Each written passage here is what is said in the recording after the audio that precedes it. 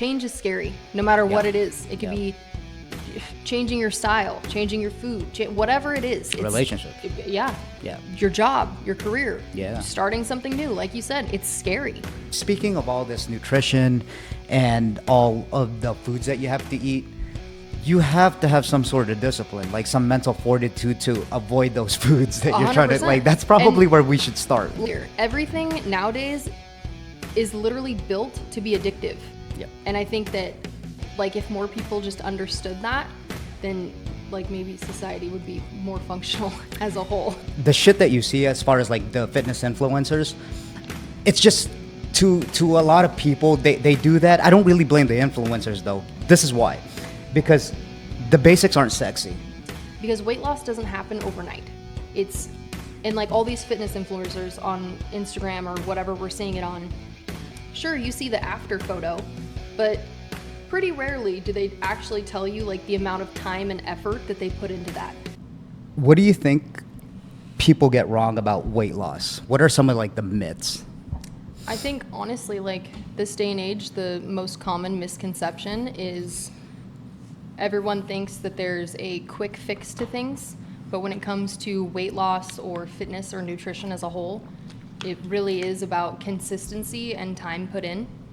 And people think that just because something's working for you, it's gonna work for me, but that's 100% not the case. Like everybody is different, everyone's body style is different. Some people thrive on carbohydrates, some people thrive on protein, and I just feel like everyone this day and age is looking for a quick fix for something, and that's not nutrition. Yeah, and like I'm just gonna go right into it. We were talking about social media at 1st and the shit that you see as far as like the fitness influencers, it's just to a lot of people, they do that. I don't really blame the influencers though. This is why.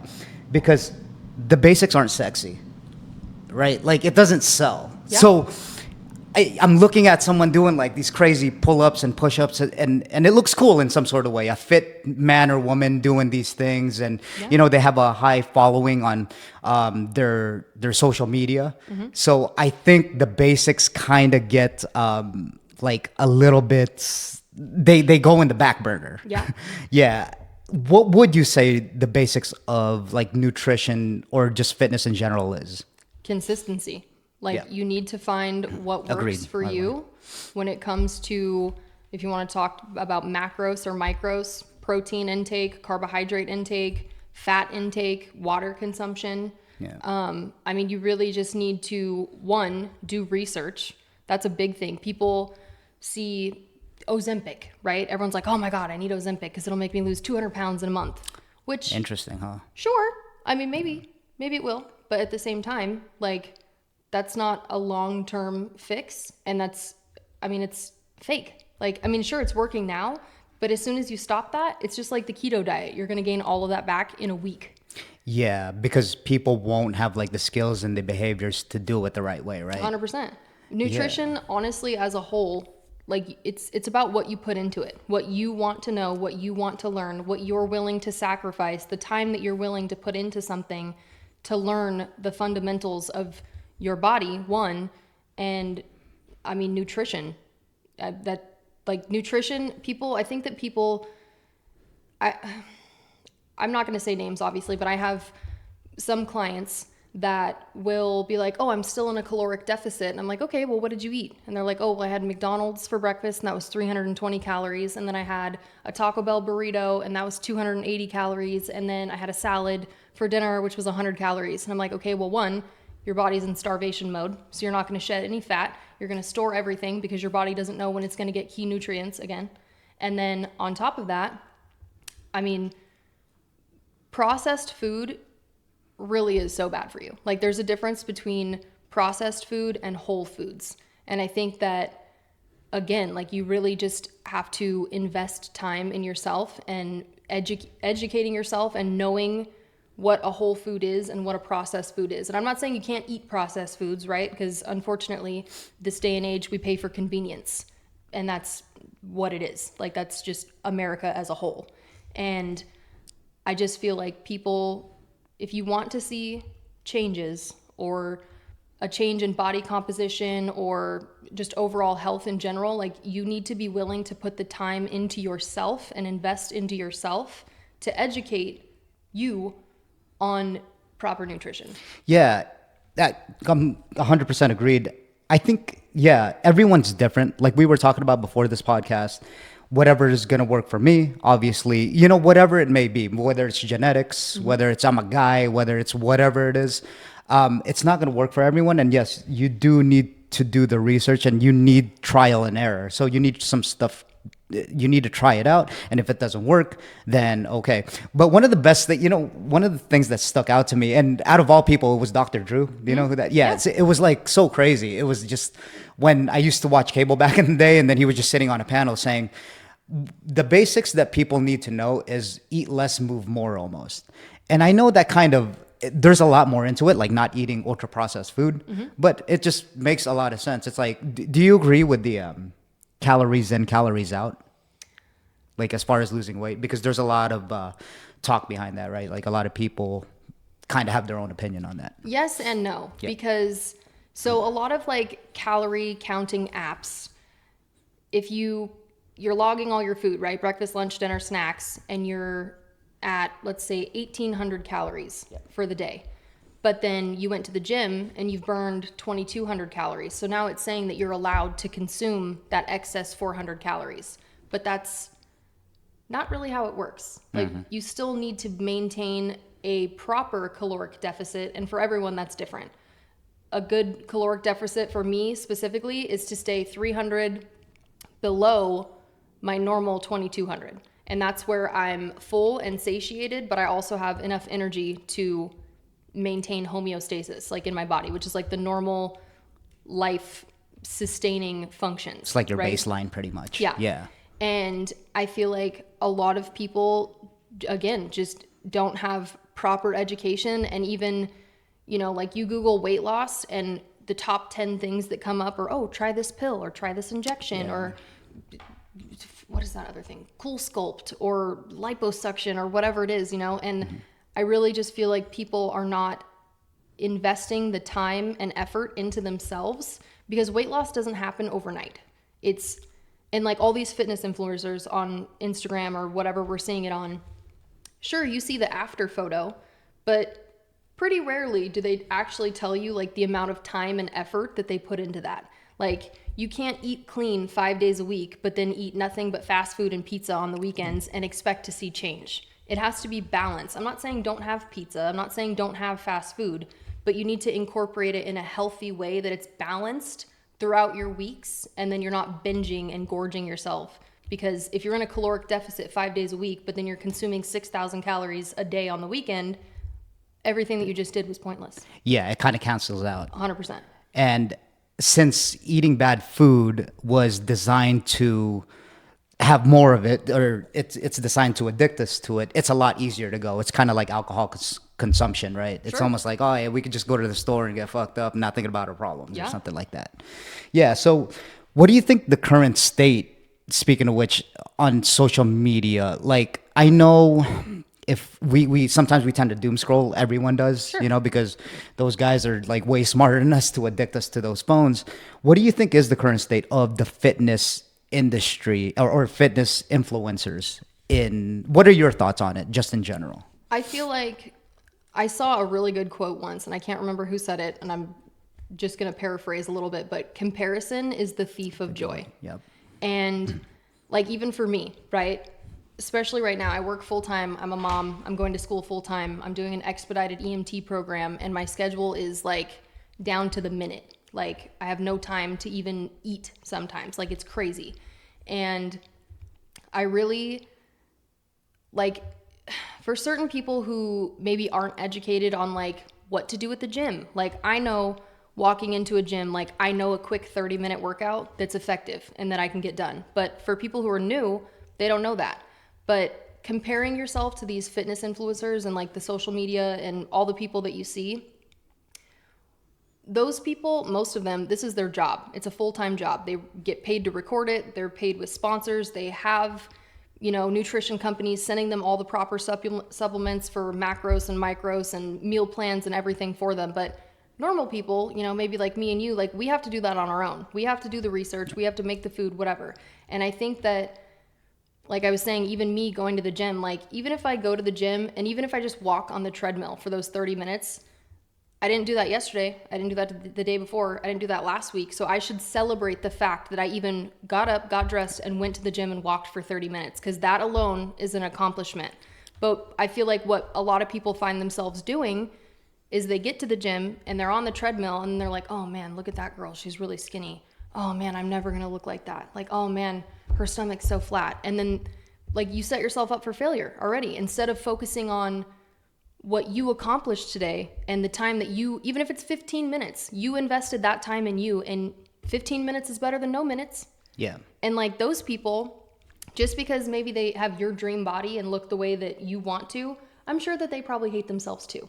Yeah, everyone has their own problems, 100%. right? Regardless of, everyone's in their own heads. 100%. That's how we were evolved in our brains. And yeah, comparison is the thief of joy. And sometimes, obviously, I'd like to admit that I'm at fault to that. I'm sure everyone's at fault to that sometimes. But sometimes you just got to catch yourself, because it really is a son of a bitch. I think the only person that you should be comparing yourself to is yourself. Then better than you were yesterday. I know that's, kind of cliche and very like a walking self-help talk improvement book, but yeah. I mean, it's true. It's just everything about it, they think too much about the results and not the actual action that they're doing to get to where they want to go. Yeah, I think a really good like rule of thumb just day to day for everyone is we really need to be mindful. And again, like you said, this is going to sound silly to some people because I didn't understand this for the longest time, but waking up every morning or even like before you go to bed at night, just taking note of something that you did that was better than what you did yesterday and speaking kindly to yourself. I know that sounds crazy, but like I find myself looking in the mirror all the time and I'm like, oh man, I haven't been to the gym in a month. Like I really need to go. I'm not looking so good. Yeah. Or I could be like, you know what? I went to school today. I passed my test. I went to work, completed my shift. I had a great day, but that's not what we do. Yep. And I think that like if more people just understood that, then like maybe society would be more functional as a whole. Yeah, interesting enough, like what you're talking about is like a negative bias, because I think that's just where our brains go for survival. Yeah. And what's crazy is that you could probably hack that into whatever you're thinking, whatever negative it is that you're thinking, like I didn't do enough. Why don't you just flip that around? Flip that around. Even if all you did was get up and maybe put your makeup on and do your hair. Yeah. At least you got up and did that. Yeah, exactly. I mean, exactly. it could be as simple as that. Like I said, some people have gym phobia, right? Like they want to improve their health or the way that they look or whatever, but they're scared to even go because they don't want to be embarrassed because they don't know what they're doing. And like even like my mom, for example, for the longest time wouldn't even go to the gym because she has that mindset of, oh, like I'm the fat girl and everyone's going to be staring at me. But really no one's even looking at you. Yes. And even you could go to the skinniest girl there or the buffest girl there or whatever you want to call it, and she'll probably be like, hey, you're doing great. Or if you just walk up to these people and ask them, 9 times out of 10 they'll help you. But people are so scared of people and being judged. Yes. Interesting enough, we were talking about like a mutual friend, and I was actually telling her that to start this social media thing, because I think that's one of the scariest phobias, to put yourself out there in social media, especially if you think you're like average looking or below average looking or whatever, and I mean, even good looking people, they have that phobia of putting themselves out there and not to look stupid. But yeah, I was telling her that, hey man, like, no one gives a fuck about you. No one gives a fuck about me. And if they have something to criticize you about, they'll criticize you for a good 5 seconds and then they'll move on thinking about what they have to eat or thinking about like the divorce that they're going to get, or they're going to think about like the alcohol they're going to drink. Like whatever's wrong with them. Yeah, whatever's wrong with them. No one really gives a fuck. So why don't you just do what you do anyway? But the evolutionary mind is a motherfucker. Yeah. And humans are so terrified of failure. But you cannot grow without failing. Yeah. Like that's just what it is. Like even like me, for example, perfect example. I'm 29. I turned 30 in December. I am a bartender for the last 8 or 9 years.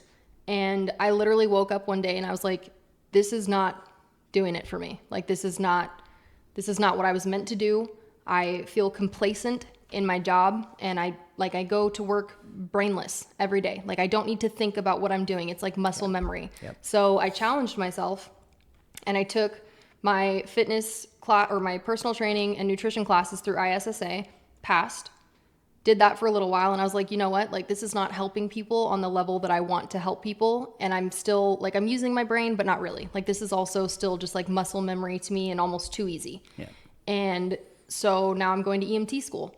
And this is literally the hardest thing that I've ever done. And not because what I'm doing is difficult, which I mean it is, but I'm taking an expedited program.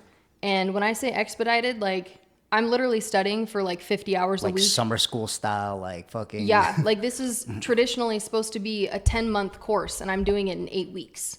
Like Yeah. it's absolutely insane the amount of information that I'm having to retain.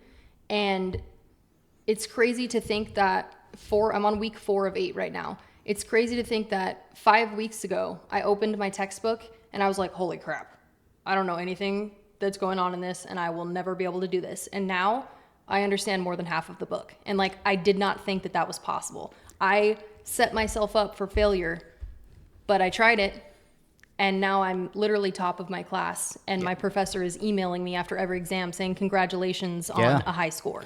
Yeah, and yeah, congratulations to that, because not only does it take balls to do it, it takes a lot of confidence. When people define confidence, that's actually what it is. Yeah. It's, if you're scared to, being confident is just doing something that you're uncertain of. You don't know what's going to happen. Sure. Even though you have like a concrete path to, you're going to go to school for EMT, you still don't know. Your mind fucks with you, and you're just kind of like, oh, fuck, what if I fail this exam, or I got to study for the exam? And then it just gives you a whole bunch of anxiety. But you're right.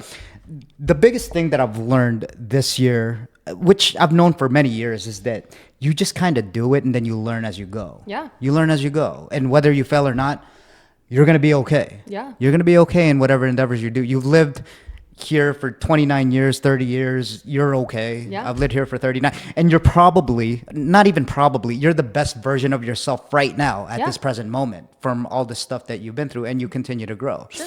I like this quote out of all people, this guy, JJ Redick in basketball, he says, you're never arrived. You're always becoming. Yeah. Like, so the constant never stops. So when people are looking for, like, say if you graduate EMT, right? Yeah. It's almost like When it just. I graduate. I'm sorry. Yeah. When you graduate, it doesn't stop there. Yeah. It's not like, yeah, I made it. All right, fuck. Like, I'm just going to go to work. It's a constant learning. Hell, you never know. You might get like your master's, you might be like, okay, this is like, too basic for me now. And you're trying to get your master's at that point. But yeah, I mean, I think that's an interesting, that's a very fascinating mindset to have, because this is exactly what we talk about in the podcast, and it's actually good to hear. A lot of people, especially a lot of women too, I want to point that out, they're very driven.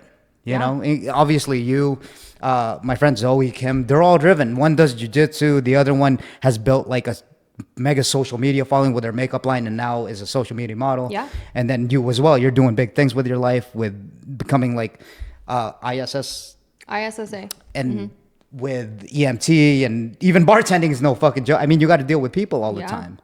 Yeah. So what do you think, going back to the health space, what do you think, can you give the people that are listening a good I know it's different for everyone, like we talked about, but can you give them a good basic of where to start as far as like their diet and nutrition? Yeah, honestly, I think that, so things that we should know that I would consider common sense, right? Fruits and vegetables, amazing, right? You can pretty much eat as many fruits and vegetables as you want, and it will not have a negative impact on your health, regardless of like the sugar in fruit or the carbohydrates in vegetables. Some people are so scared of that.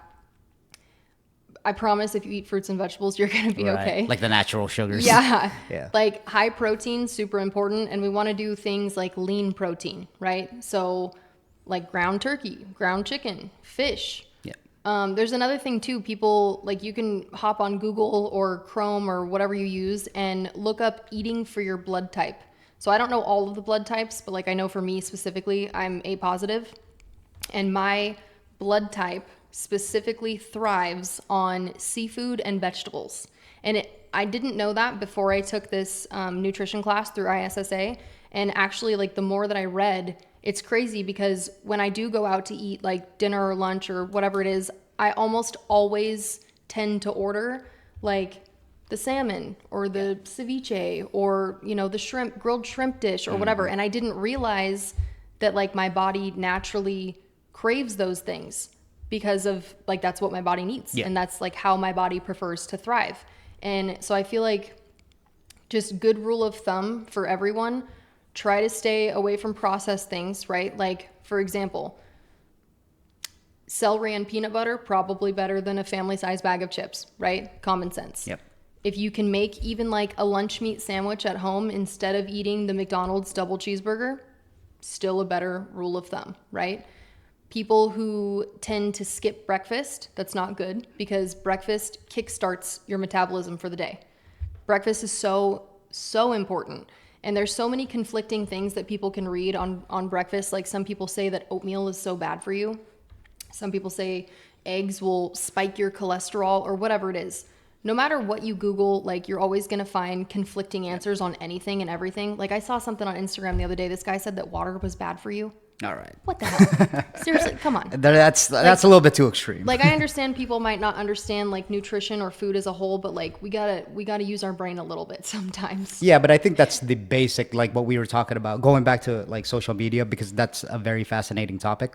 I think that's when you get there. Okay, so when you were saying, you know, like it's their jobs and stuff like that, I want to like a little, they had start off with like discipline, you know, to get them kind of to like those sponsorships. But as they kind of went along, they have to cater more to what their audience wants. So they actually become their audience instead Your of niche, how right? they start. Yeah, your niche. Yeah. So you become more and more, because obviously like you need to support yourself, and I completely get it. And the money's coming, your lifestyle's, you know, getting up there. And yeah, it's just like kind of funny how that works. And it just complete what you were doing to kind of teach people or giving them value, which they probably still are, but then you kind of have to hype it up for their YouTube algorithms to get more For views sure. and to get more clicks and to get Yeah. more likes and, you know, all that stuff. But I'm sorry, I'll go on with, you know, the basics of like what people should be eating. I really feel like just good rule of thumb is high protein.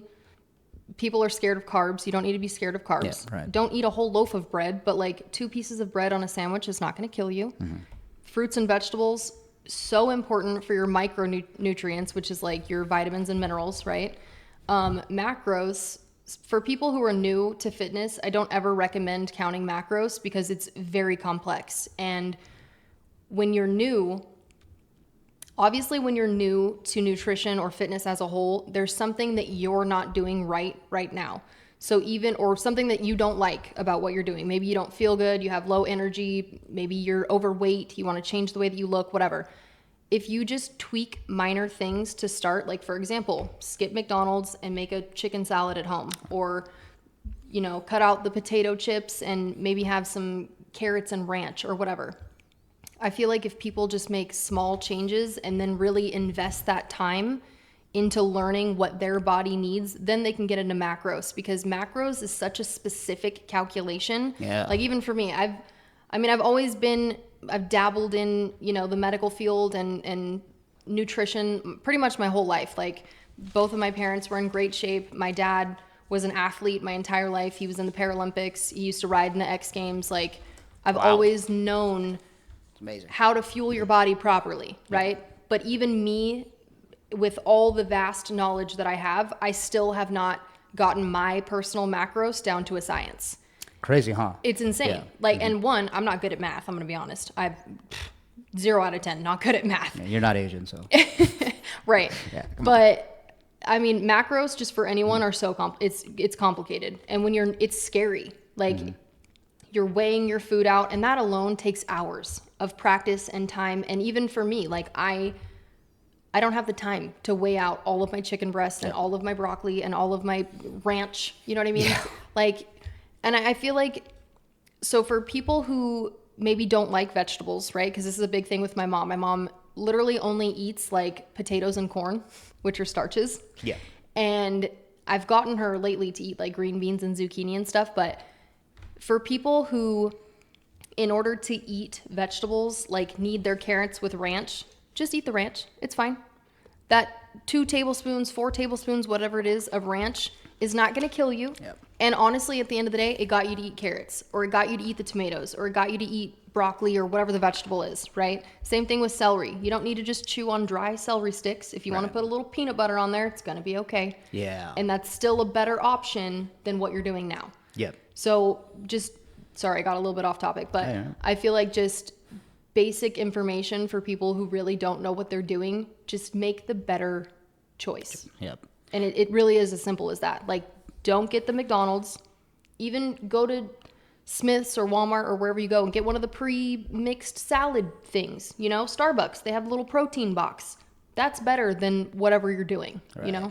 Yeah, I noticed like obviously we have each other on Instagram. I'll watch your stories. I'll be like, damn, like I need to be eating like that. You know, you pretty much cook your own food. You have like acai bowls and, you know, all these like eggs, and you almost portion it out to your liking. Like you're very specific almost with like how many eggs you'll put in and all that stuff. And that's what we were talking about before this, is that it's like, I don't eat the worst. Yeah. But I'll eat like food, right? It's not like ultra processed food. Sure. But yeah, like you were saying, I won't count. Like I'm not sitting here counting how many macros there are. I'll eat like 4 eggs or something, and then maybe have like a toast with that or something like that. If you have time to count macros and you know what you're doing and you know what works for your body, great.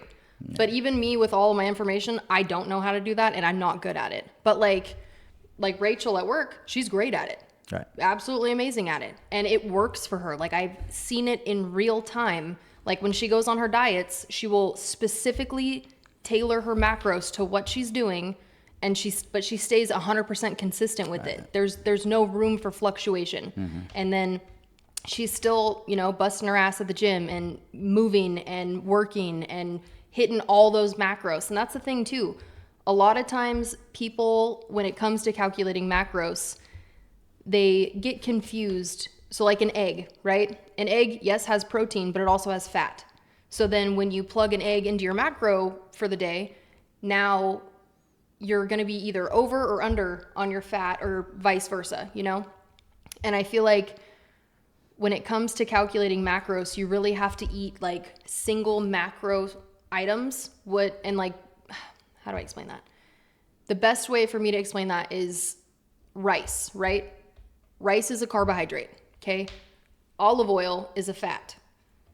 Chicken or chicken breast is protein. And those are like single macro ingredients.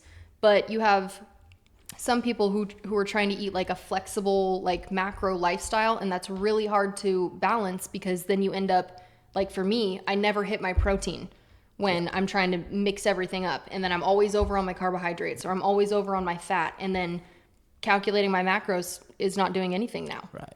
And it defeats the whole purpose. Yeah.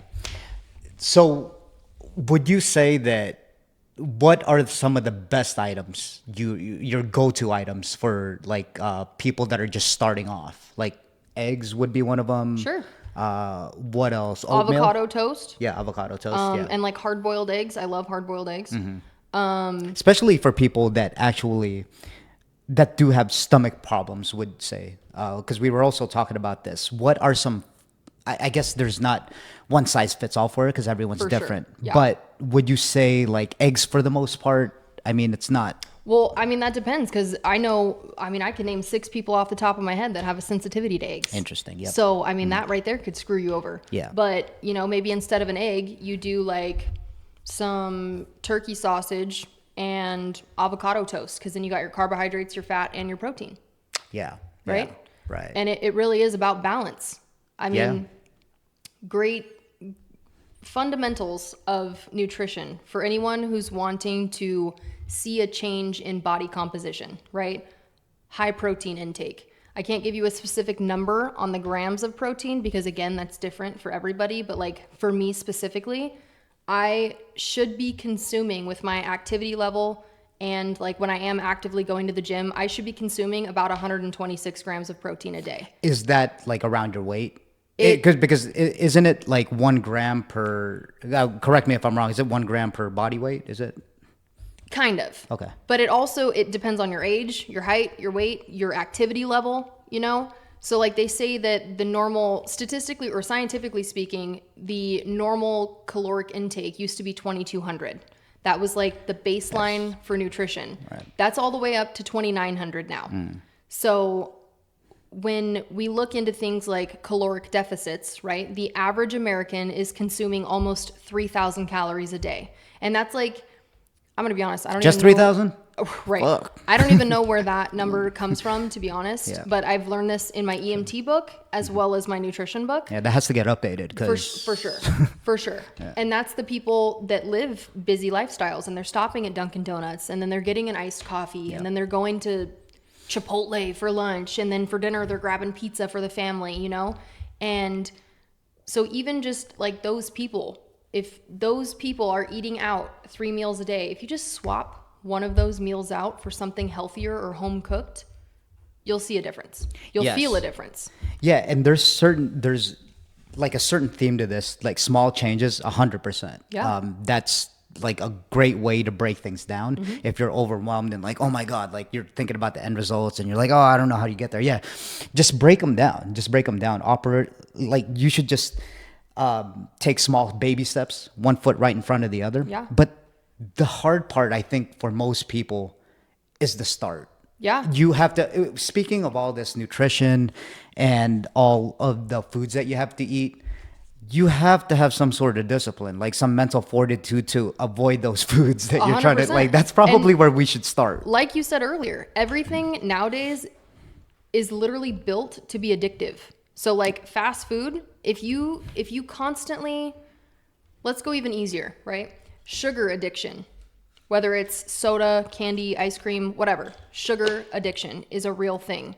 But if you, for literally 1 week, could have the discipline of instead of going for that sugar or that candy bar or that ice cream or whatever, if you can go towards fresh fruit, like an apple or some strawberries or whatever your fruit of choice is, your body will stop craving that processed sugar and that ice cream and candy and whatever. And it will literally be like, oh man, I really want an apple. Yeah. I really want some pineapple, whatever. And like, even for like I have an 8-year-old, right? She's almost 9 and she loves all the processed crap. I try to limit it, but you know, she goes to friends' houses and those parents are not educated and she's eating this, that, and the other.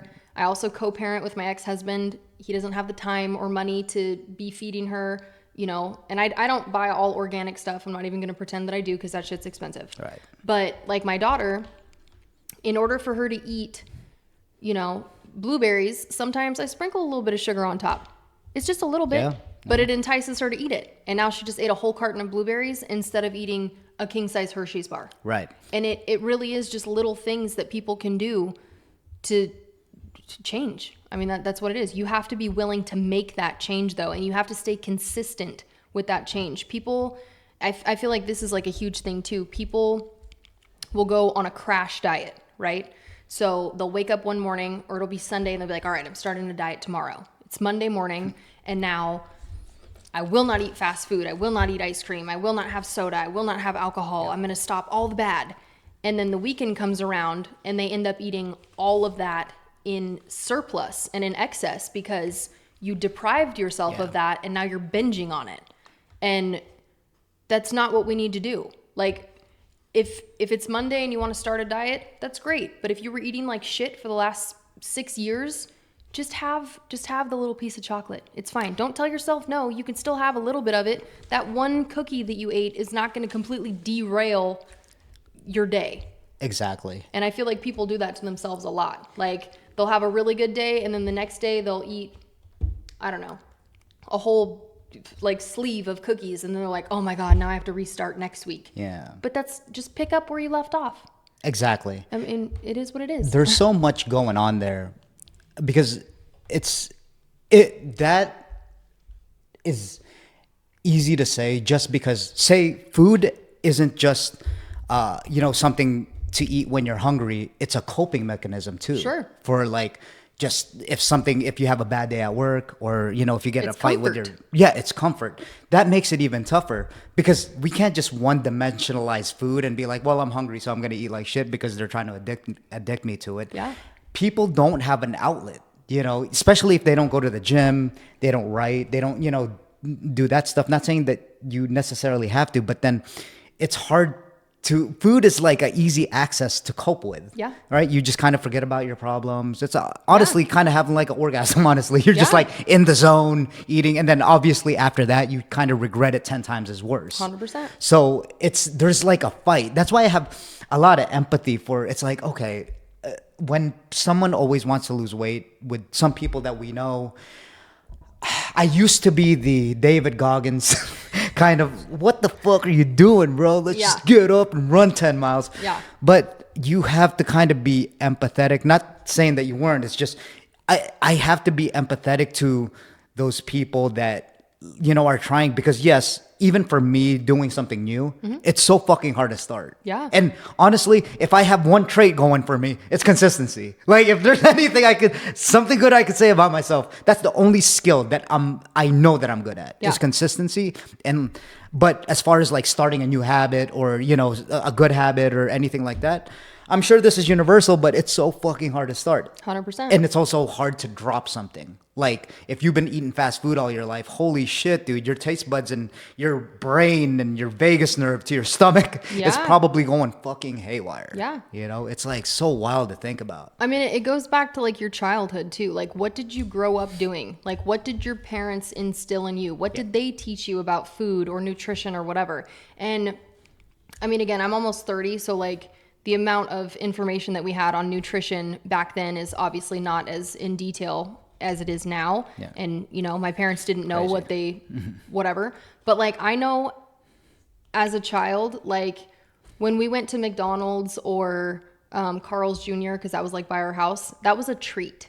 Yeah. And now I feel like the average American, or whatever you want to call it, is literally consuming like McDonald's or Taco Bell 3 times a week minimum. Yeah. And like it's crazy. Like I have some friends that literally go to even Starbucks and they get their pastry and their coffee every single day, or Dunkin' Donuts, and they're getting, a large iced mocha, whatever the fuck, with a donut. Yep. And like it's convenience. Yeah. And meal prepping, and again, learning just the fundamentals of nutrition and having the discipline or the willpower to make those changes is hard. You have to spend the time to go to the grocery store, spend the time to meal prep, spend the time maybe even learning to like something new, like people who don't like vegetables. I don't love all vegetables. I don't, but I eat them because I know that my body needs them and they're good for me. And a lot of people, like my mom, for example, they won't do that. They don't do that. Yeah, that's too much to bear for him. Yeah. Right? It's like, dude, are you kidding me? And that alone, I mean, just change is scary, no matter what it is. It could be changing your style, changing your food, whatever it is. Relationships. Yeah. Yeah. Your job, your career. Yeah. Starting something new. Like you said, it's scary. Yep. And I feel like humans, or society as a whole, like you try to stay in your comfort zone, right? And, that comfort zone could be fast food, because you know what it's going to taste like. You know that you like that.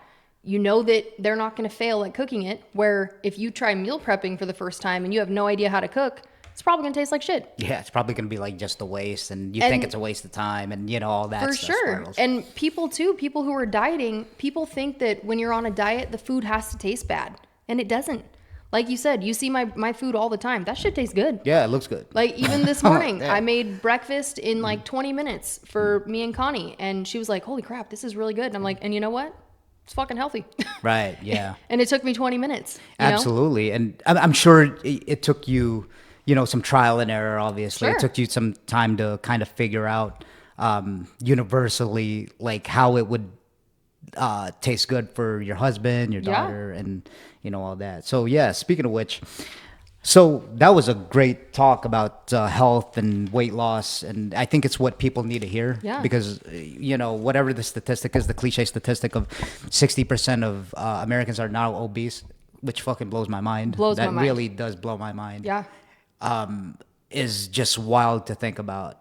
With how many fast food and how accessible it is, like It's on every $3 corner. for it's on every corner. And yeah, I mean, it's weaponized. That's really what it is. And it's like consumerism. I don't really necessarily blame, or not the full blame, because ultimately it's your responsibility. Sure. Right. It may not be your fault that you maybe were born obese or you got into the habit of being obese, but Yeah. it is your responsibility. Sure. Just kind of like mental illness. And I want to take that very lightly, just because, I don't have like depression or anything, but that deems to be true. Everything's on you. Everything's on you. It's like, Yeah. well, you could either dwell on it, live with it. Well, you're gonna have to live with it, but you can actually do something about it. 100%. Get some tools, and start working your way up to becoming a better person. Literally have so much information at our fingertips. Wild. Everyone has a smartphone, okay? Or a computer or an iPad or a tablet or whatever it is. Everyone has one. And if people genuinely want to change something, even if it's their career, right? It's so easy to do that. Yeah. It's so easy to go back to school. It's so easy to obtain a certificate in something that you want to learn. It's so easy to literally Google anything. I mean, you might have to do a little bit of research because there might be some conflicting answers, but if you truly want to change something, like, it's at your disposal. Like, it's at your fingertips, and all you have to do is plug it into Chat GPT. Like, you know what I mean? I mean, Yeah. it's literally as easy as that. The resources that we have, for sure. It's just, you're just gonna have to want to do it. And I think for a lot of people, you're just gonna but you're gonna have to be in that state of being sick and tired of being sick and tired. Yep. Unfortunately, sometimes that's how it happens. Hopefully nothing tragic happens, but that's where you really get the push, or find the energy somewhere. Yeah. Right. Like, if you're going through, just say, like a breakup, well, harness that energy and use it. Like, one of those Yeah. things where you just got out of a relationship, and all of a sudden it's like, oh yeah, I'm gonna turn single again, so I gotta lose weight. Do that. Find whatever motivation that you can to get your ass in the gym, because when you go in a long enough time scale, now you're just making it a habit, and you're not doing that. Yeah. You're not doing it for that person anymore, or even to get like women or dudes or something. You know, you're just, it's like a win-win situation. Yeah, it becomes routine. Yeah, and because then routine. the more that you do that thing, the more that your body is going to want that. You know what I mean? Yeah, it's like an addiction within itself. Sure. Yeah. But a healthy one. Exactly. Great. Awesome. So we are going to move on to relationships and dating, because I think, so the reason why I started this podcast was because it's just to tell my younger self, as you know, it's kind of like a self-improvement podcast all across the board, right? How to start businesses, how your expertise on weight loss. There's another expertise that I think, here's a quick story. I was talking to some friends last night, and so a lot of guys, especially a lot of younger guys growing up, maybe it's the Gen Z generation, or probably not, it's just probably men in general, but they're scared to be vulnerable. Sure. When female communication is different from like guy communication, right? I'm sure girls, they vent to their girlfriends and stuff like that. So do guys. Absolutely. But a lot of guys kind of don't. That's why it's kind of like, not just in relationships, but it's loneliness amongst even your friends. It's hard for them to meet like friends as far as guys, because they're not vulnerable enough. Yeah. So getting back to my point, it's kind of why I started this podcast on how-tos. It's kind of like, and especially coming from you, from a female, and I'm gonna say this, like an attractive female, because a lot of guys have issues with that, talking to attractive women, as you know, right? And it's one of those things where it's not a pickup artist thing to get chicks or get laid. It's to find a genuine connection, because ultimately, I think if you're a good enough guy, or if you're a decent human being, I think that's what you want. Guys are taught, as when they're kids, it's kind of like, wait, how much did you like fuck her and shit, or how many dates have you gone in? I think they were taught that, but again, it's almost not their fault. It's just their peers that kind of influence that into them. It's like, yeah, you got a small dick, bro. And then that's where it happens, right? It's like, wait a minute, like, you're making fun. And then the guys that are saying that, they're the ones that have the problems. Yeah. They're the ones that have like the small dicks, or they're the ones that can't get fucking laid or whatever. Yeah. And it just goes in a like downward spiral first of all. Sure. Yeah, and it's just that's what they were taught to believe growing up. So yes, that's the whole point. So what would you say is, what do you think men get wrong about what women like in men? Like, I'll be more specific. Maybe when you're just socializing with a girl that you just first met, whoever they're attracted to, what do you think they get wrong about what they think a girl likes in their communication style? I feel like social media has a big play on this, right? Like, you see on social media, like being romantic, right? So me, just real quick, me specifically, I've been married for a long time now. Yeah.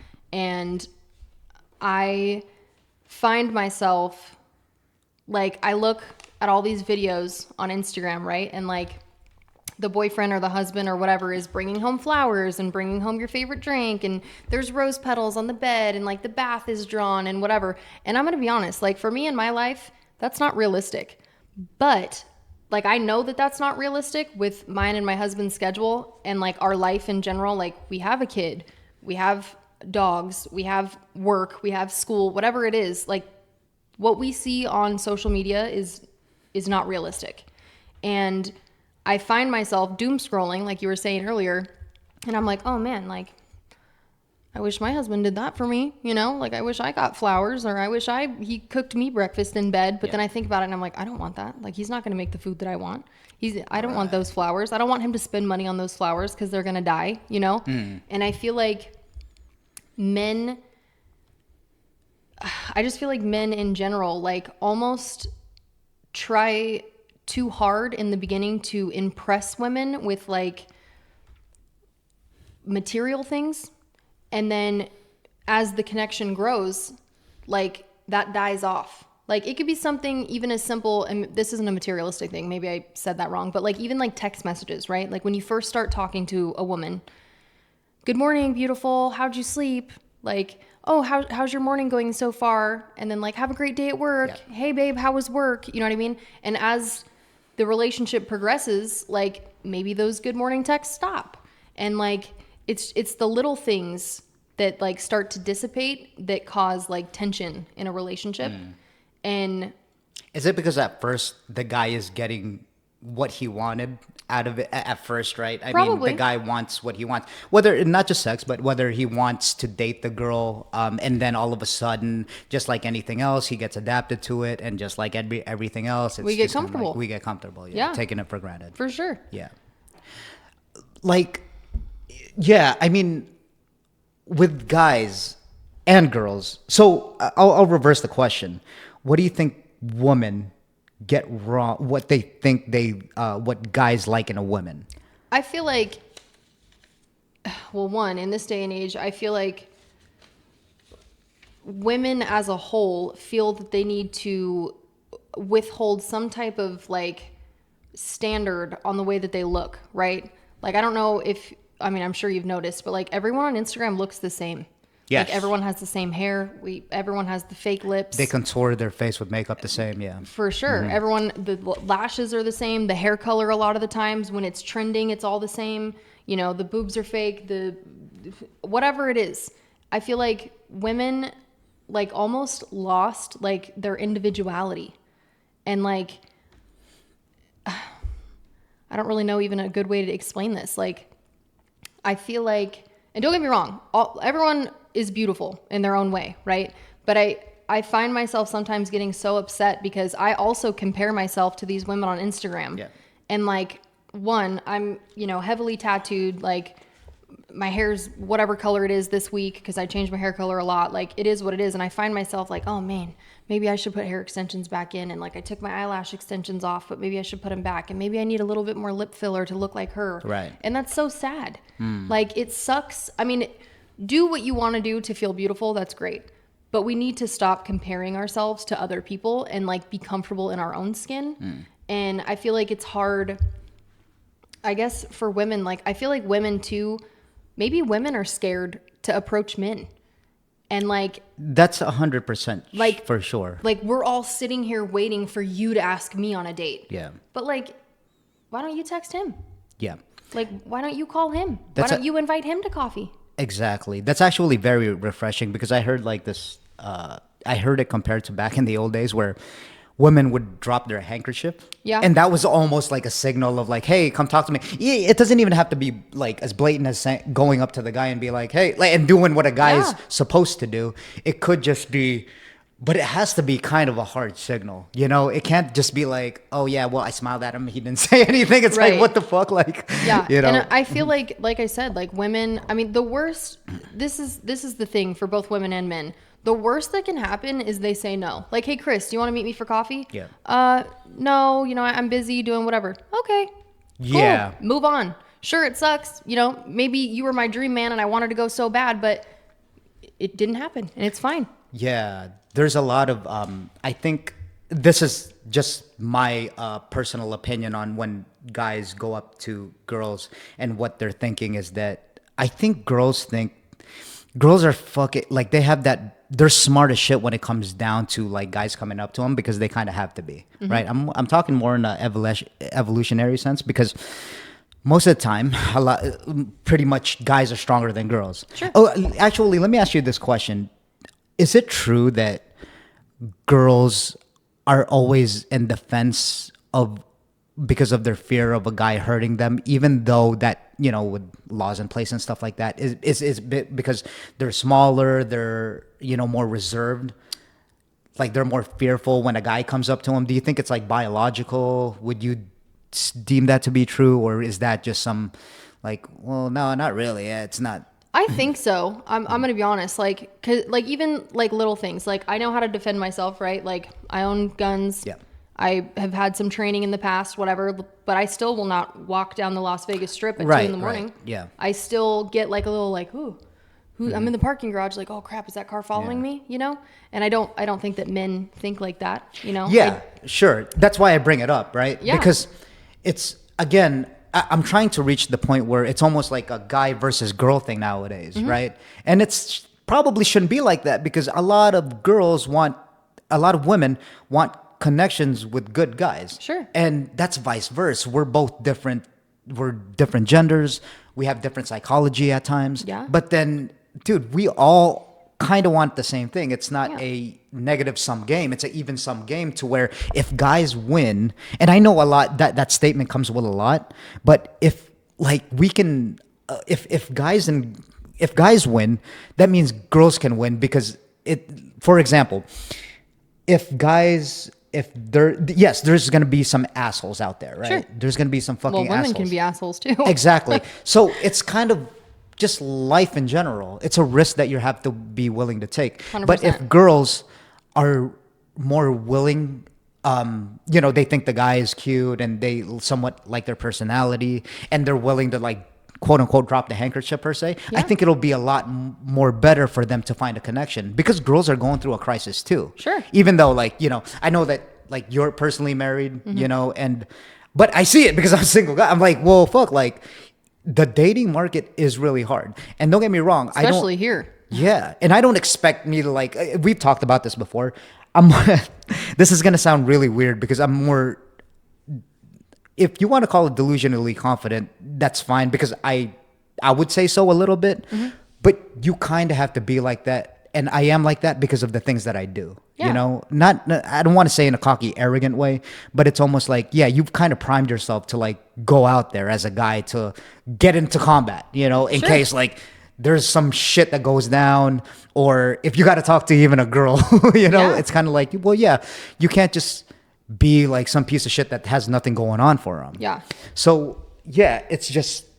I feel like this day and age too, women have really high standards for men, almost unrealistic standards. Like just from, the people that I talk to and the few girls that I know that are in the dating scene and like just, dating conversations that I have with them or hear that they're living through or whatever, which is, I'm not envious of you guys. Right.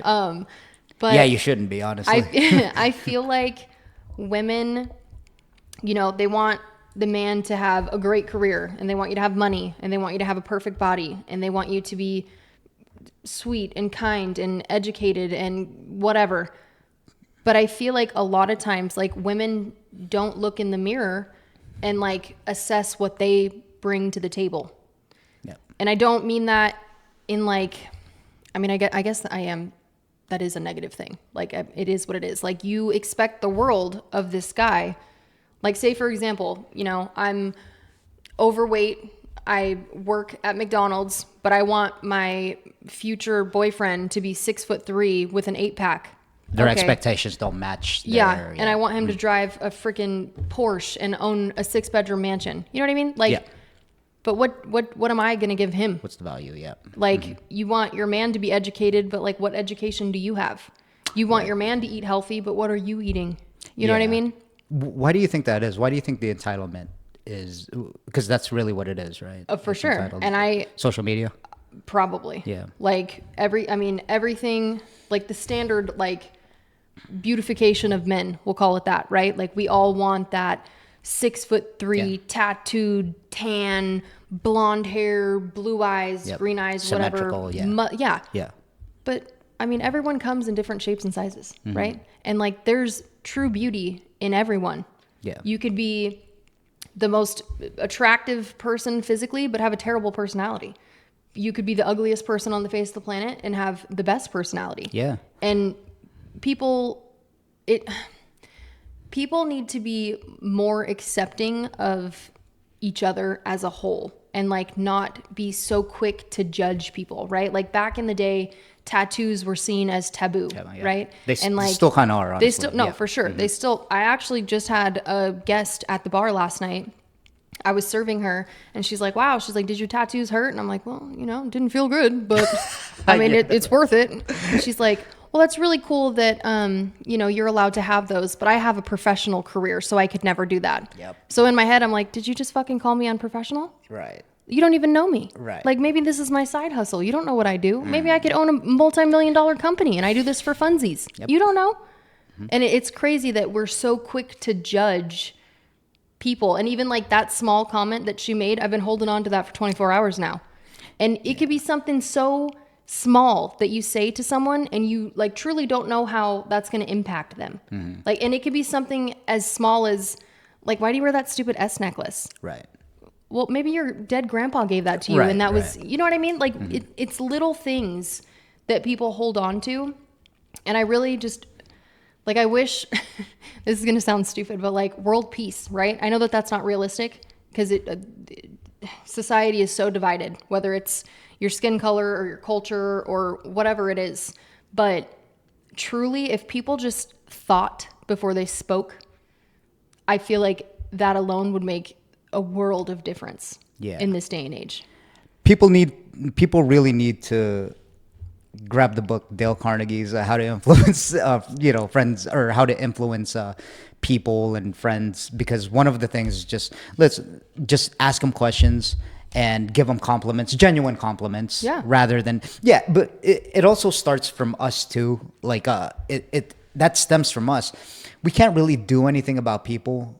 You know, it's just, I guess, just become the person that you want the world to be. Yeah. Right. Lead by example. Lead by example. Even though like unrealistically, and that's sad to say, because, you know, it makes me think, it really gets in my mindset of thinking what I think about what a lot of people think is that, oh fuck, I don't know if that's just like the customer service industry, but man, there are some fucking savages out there. Yeah, that just will say anything because of how they grew up and how they were raised, and you know, that's for another topic. But so, man, that was awesome.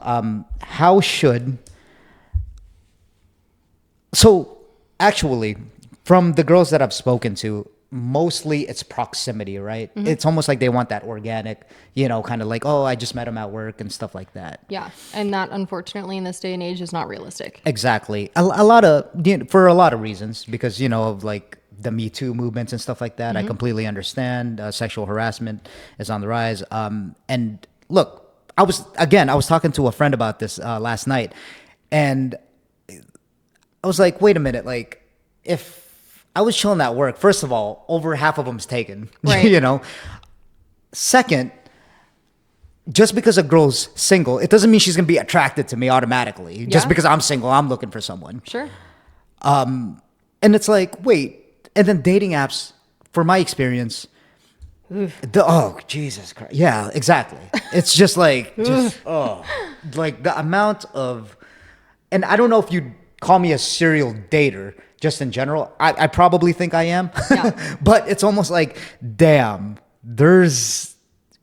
I don't blame guys that are like losing hope, you know, almost. And that's just not to, say like bad about the opposite gender or anything. Yeah. That's not it at all. It's just the options are just very, very limited nowadays. I feel like too, like with what you were saying with like trying to build an organic connection, we all want to walk into the grocery store and bump into someone and fall in love, right? Or whatever that looks like as an organic connection. But unfortunately, because of all of these convenience factors that we have, like people aren't going and putting themselves out there anymore. And then the men that are like, and I'm going to use men for this example just because I feel like it flows better this way. Say you're at the gym, right? And you see your dream wife at the gym and you're confident enough to walk up to her and try to approach her and maybe ask her for coffee or give her a compliment or something. 9 times out of 10, she's going to think you're a fucking creep. Right. Because why are you watching her do her squats in the squat rack? And why are you complimenting yeah. on how her hair looks at the gym? You know what I mean? Yeah. And I mean, organic connection, unfortunately, in this day and age, I just feel like it's unrealistic because people don't go out and do that anymore. Like people don't go, I don't know, like I don't even know what that looks like anymore. Because if you as a man, say you're at a bar, right? One, women don't usually go to the bars by themselves from my experience. Yep. And so then it's a group of girls, right? And one, that makes it 3 times as scary because now you got 3 fuck women yeah. sitting at the bar. Yep. And you're probably going to get shut down because she's there with her girls and that's not what she was there for. And if she is there for that, it's probably for the wrong reasons, right? Yeah. And I just feel like the only way, especially, and maybe it's a Vegas thing, I don't know. Like, obviously, I've lived here for, I think, since 2006. So almost 20 years now. Like, I've been here for a long time. And I just feel like everyone that I know, if they're dating, they either met at work or they met through a mutual friend. Yeah. Or it's your brother or your whatever, you know? And Vegas has so many transient people, meaning like maybe they're just here for a pool season. Maybe they're just here for a convention. Yeah. Or right? save money and bounce the fuck out. Exactly. And like maybe, you do meet someone at a bar in Las Vegas, but they're only here for a couple weeks. And now like maybe you had a great little summer fling for 2 weeks or whatever, but now he went back to New York and I'm stuck here.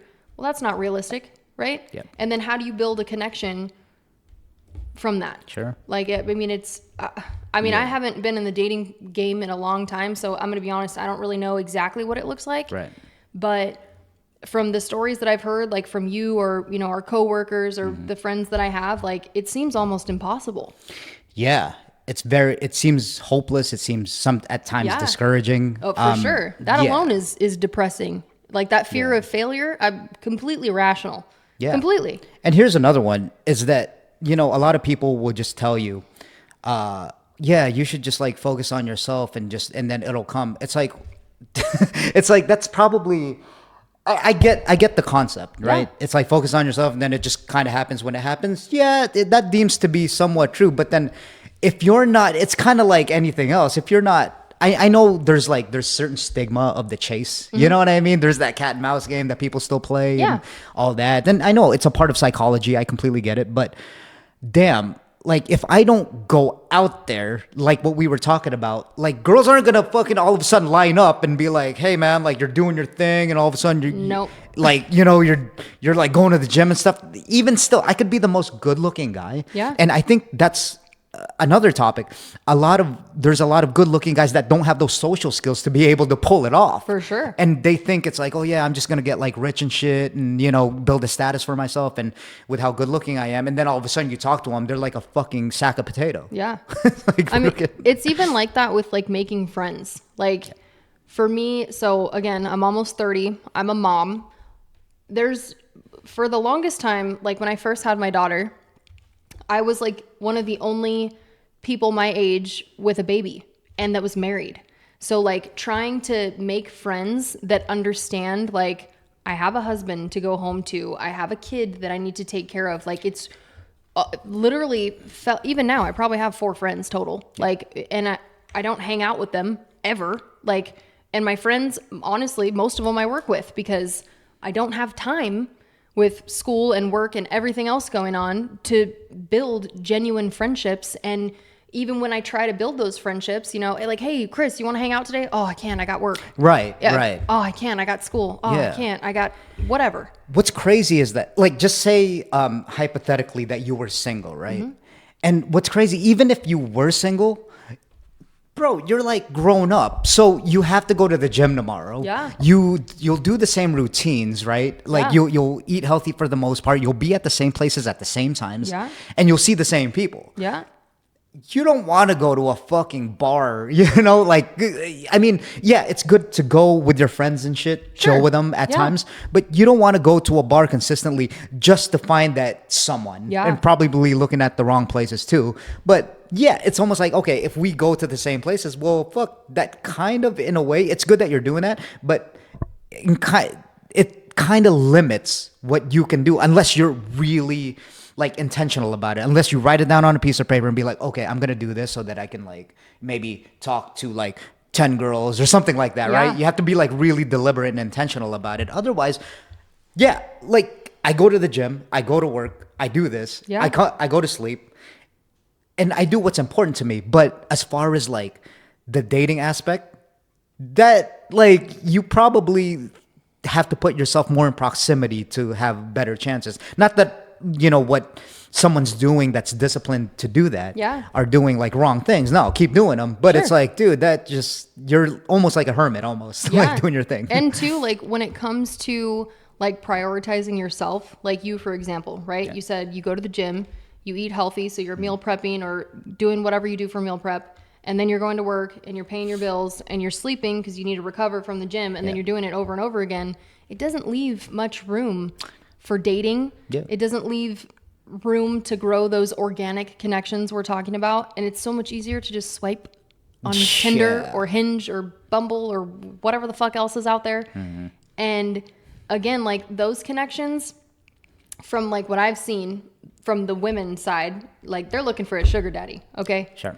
And there's like a few genuine girls on there that like maybe want to actually meet you and date you and build a life with maybe not you specifically, but her person that she finds. Mm-hmm. But I mean, how it's like finding a 4-leaf fucking clover. Yeah, you know, right. Needle in a haystack. kind of for thing. sure. Yeah. So I just date. I don't envy anyone who's attempting to date in this world that we live in, because Yeah. it's scary. Standards are too high. You're never. We humans this day and age are riddled with so much self-doubt and just fear. Mm-hmm. And I think that, yeah, I don't know. I don't date, obviously. Like I'm happily married, but Yeah. I honestly, genuinely think that if I got divorced, where my life is right now, I wouldn't even attempt to date. Because, like I said, new career, a daughter, I got to go to work to pay my bills. I got to take care of my dogs. I own a house. You know what I Yeah. mean? Like, I don't have time for you. I don't want to know your family. I don't want to start over. I don't want to know what that looks like. And to be honest, I don't care. Yeah, it's such a big topic, and one of the reasons why I like talking about it is biological for us to like, you know, meet and like have kids and stuff like Yeah. that as humans. Humans But- are not meant for solidarity. Right, exactly. And the thing is that being single, I had 1 4-year relationship, and what I've learned is, well, first of all, you learn to be alone, right? Sure.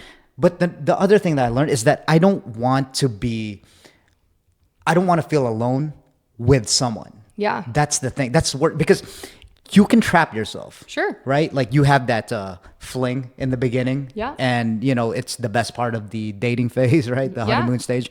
And all of a sudden, it's not that person wasn't the person that you're after. It's just people change along the way. People You grow. get complacent in your relationship. Like I said, you don't get those good morning beautiful, good morning handsome Right. texts. You don't Yeah. get the, hey babe, I made it to work, or hey babe, I'm on my way home. Do you need anything? Yep. And those elements of a relationship are so insanely important. And I can't even tell you how many times me and my husband have had these conversations, because I mean, it could be he works, his schedule is opposite of mine. So I usually only see him like a couple minutes during the day in passing. Like he's coming home, I'm going to work. And then when I get home from work, he's asleep, but leaving 3 hours later. So it doesn't leave much room for togetherness, right? So we depend a lot on phone calls, on lunch breaks, or, sweet nothings in text messages, or whatever that looks like. And I'm not going to lie, there's been a lot of times where I'm like, hey, like, did you make it to work? Like, Right. how's work going? Yeah. Like it, and even too, like, if I get like it's hot, I'm like, oh, why is he mad at me? But he's not mad at me. He's just at work, And you really, like, being complacent in a relationship, like, date nights are so important. Like, togetherness and quality time is so important. Okay. And you have to make sacrifices too. Like, you have to do, maybe I don't want to watch this TV show, but I know that that's what you want to do. So I'm going to do that with you, because that's our quality time. Right. Or like love languages, right? I don't know if you're like big into that belief. 5 signs of, Sure. Yeah. Like one of my husband's big love languages is physical touch and words of affirmation. Sure. And that is not mine. Right. Like my love language is like doing like small acts of service. Right. And so sometimes like I won't give my husband enough, babe, thank you so much for doing this for me today, or like brush his arm when I walk by him in the kitchen or whatever, and it causes a divide in our household. And then I have to like stop and be like, oh crap, I got to fix this or it's going to go bad. Yeah. And it really is like, you just can't be complacent. Like you got to make sacrifices and be uncomfortable, I guess. Yeah. In the same boat, man, like I've just heard, and not to judge anyone's relationships, because I know relationships take work, like you just pretty much said. Sure. That seems like a lot of work, because I remember when I was in that relationship, I remember thinking, this is going to be like terrible of me to say, but say it anyway. I remember waking up one day, I'm like, oh man, like I have to live with this one for maybe years to come. Yeah. That's when I thought of that, I was like, oh fuck, because you essentially, like I said, trapped yourself, and it is now an investment that you just can't leave. Yeah. Technically you can, but you can't, like those brain waves are going off, and there's too much investments. It's hard to, you're moved in together. If you live together. There's now, a lot at stake. If you break up, now I got to find a new place to live, or you got to find, if there's kids involved, like even the heartbreak of that, even though you're kind of sick of each other, even just, you guys are pretty much connected to the hip at that point, right? Sure. Even though you in some sort of way resent each other. Yeah. It's just, there's a lot going on over there. So I don't mind being alone. I really don't. The connection can't be forced though, you know? Hence it's like, I always tell our, buddy Josh that it's just, I'm not willing to sacrifice.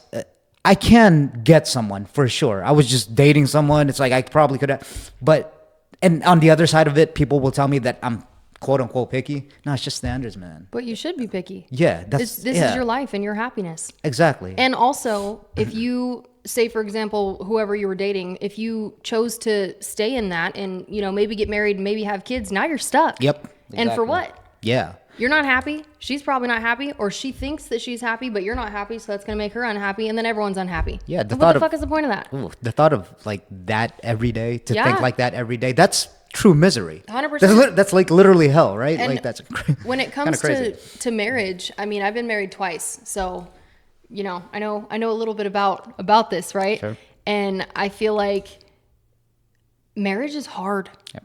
It's hard. It's sacrifices, it's happiness and it's sadness. And people say a relationship is 50-50, but that's not it. Nah, it's 100-100 because some days maybe I only have 10% to bring to the table because X, Y, and Z that I got going on. So I need you to pick up that 90%.